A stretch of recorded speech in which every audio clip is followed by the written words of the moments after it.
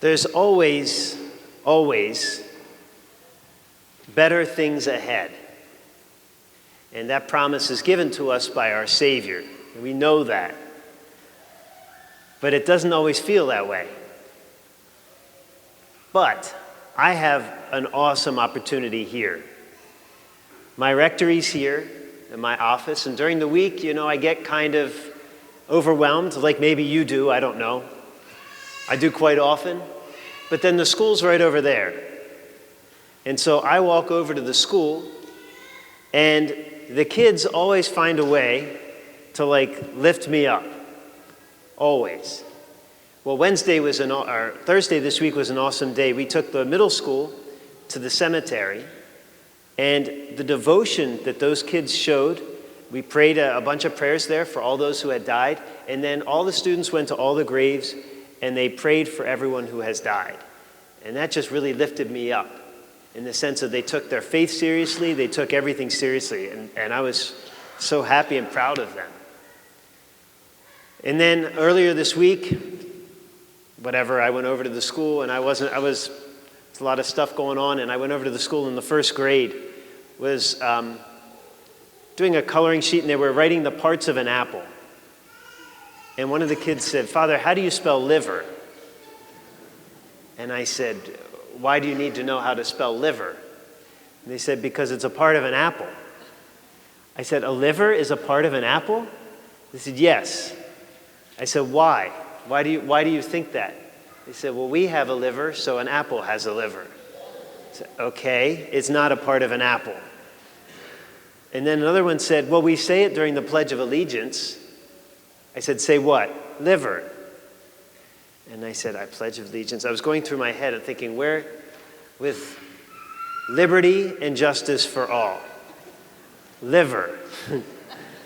With liver and justice for liver and onions, they're going to replace justice with onions. So the brownstone's going to give a discount next week. So I always love going over there. I went over on Friday, and there was something, bothering me. I went over, and I just walked into the preschool playground, and I got attacked by 40 kids. They ran up to me, and I fell over. They pushed me over. And I didn't get mad. I was happy. Those kinds of things. If there's something down, you will always be lifted up. Again, we don't always feel that way. But the promises of the readings today is that very thing. It seems bad now, but there is greater things to come. Jesus in the first reading, that's the Old Testament reading, isn't it? Isn't it? Okay.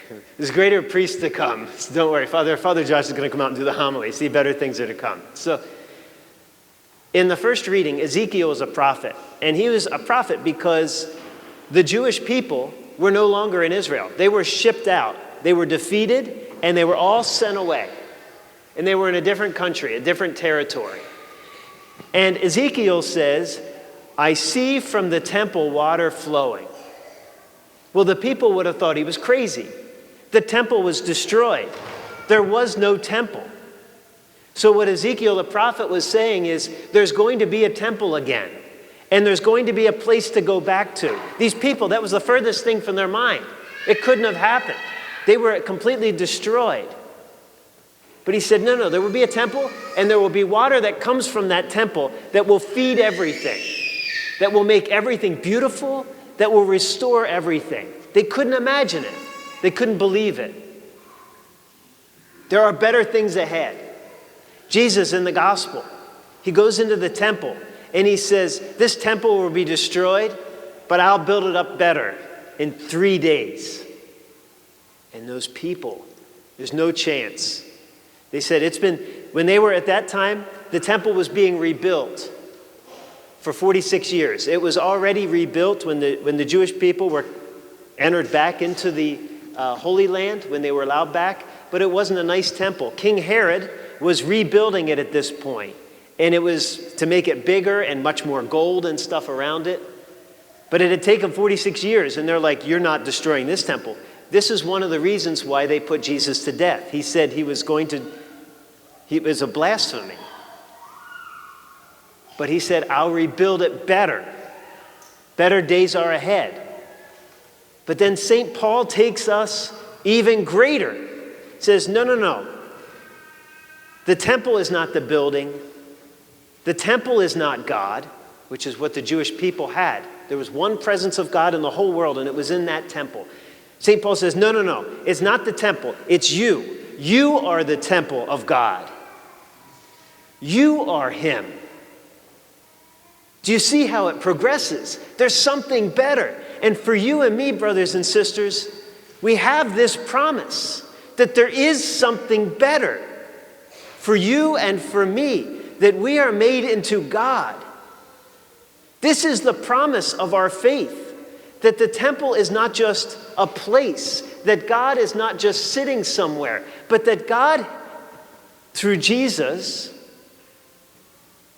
is in us.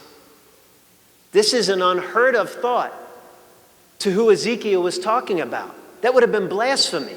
But today we take it for granted. But yet it is the greatest gift that we have. Brothers and sisters, because Jesus died for us on the cross, and you see where that side mark is. The lance went inside of him, and his blood and water flowed out, St. John tells us. This is the fulfillment of that first reading, where from the temple of God comes the springs that give us life. And you and I, though, weren't there 2,000 years ago. So how could we get it? Because we come here this morning, and onto this altar come the waters of rebirth. The life of God flow onto this altar, and then not just stay here, but then come down, and we come forward for Holy Communion, and we receive the life of God from the springs that come from Jesus himself. So the temple is not a place. The temple is a person, Jesus. And because Jesus opened his side for us, the temple is now us. This is the greatest gift that we have. The Feast of St. John Lateran. It's a nice basilica in Rome. When you think of Rome and you think of churches, what church do you think of? St. Peter's Basilica. St. John Lateran, it's not a great church. It's kind of mixed-matched. It's big. It's obviously beautiful. The important thing is, though, it's the chair of the Bishop of Rome, the Cathedral of the Bishop of Rome. Our cathedral is St. Patrick's in Harrisburg. The bishop in his chair, his teaching authority, is there. In Rome, the cathedral is St. John Lateran, not St. Peter's Basilica, but St. John Lateran. And it's a nice church. It has two very awesome relics.